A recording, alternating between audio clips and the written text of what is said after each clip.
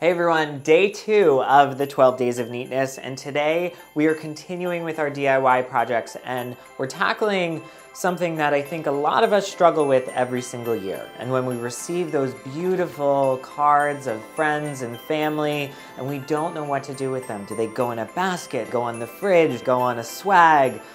I get asked this all the time. I've been asked by my mom, friends, family, clients. Well, this year I've done a little research and I've added some of my own touches and came up with a beautiful way to display them as a wreath. And it's really quite simple, and we are going to make one together today, right now. What we need to start are 2 size florist wreaths. Now I got a 12-inch and a 16-inch. They nestle very nicely together, as you can see, which will give more space to be able to display those cards. Because one wreath is just a little too puny, because we get a lot of these cards these days. Then we need coordinating ribbons. They can be the same exact ribbon, or you can use 2 different ones. Some pins, a little bit of greens to just add a little bit of life, fishing line, and of course, scissors. I've already started this one wreath where I've wrapped the entire thing in ribbon. So what we're gonna do now is we're actually going to work on starting this one. We're just going to start by pinning the ribbon, and you're gonna put it on a little bit of an angle, because when you do that, when you go around the wreath, it actually needs to go in a little bit of an angle. Simple inch-long pin, nothing fancy, flat top, not a pearl top. Once you have the 2 pins in, you keep the ribbon taut and you keep it on an angle, and you just very slowly and very easily wrap it around, and you can lay it down. You don't have to hold it up like I am to show you. But then you just want to overlap the ribbon just a little bit, and that's all you need to do. And you just continue that all the way around the wreath. Now, to save you a little bit of time, I'm going to speed things up a little bit. So I will see you on the other side. Time for a break and a little bit of a tip. Now, as you're going around, if you find it's a little challenging to keep everything pulled tight, all you need to do is take another pin or 2 and just stick them in, and it will keep everything in place so you don't feel like you're backing up all the time when you're doing this. And that's it. Okay, onward. Okay, so as we can see, the entire thing is covered.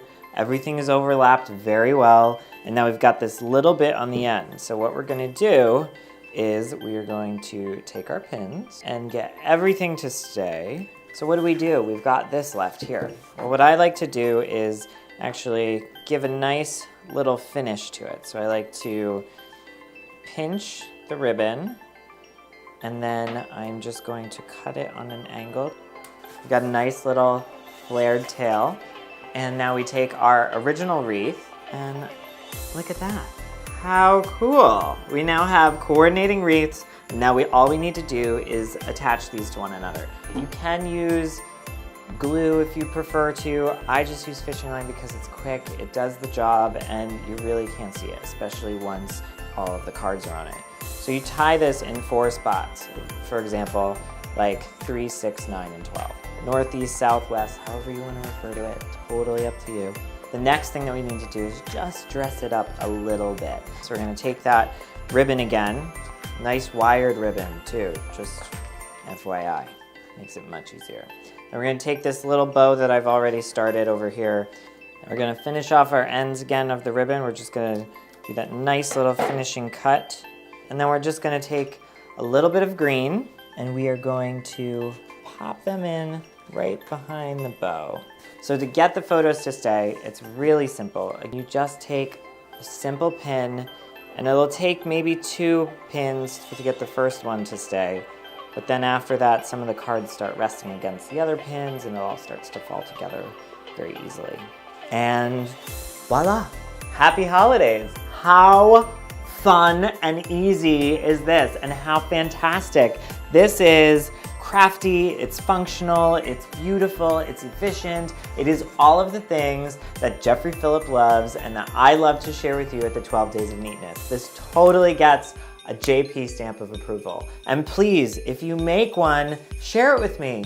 Share it on social, tag me. I would love to see what you're actually creating as well.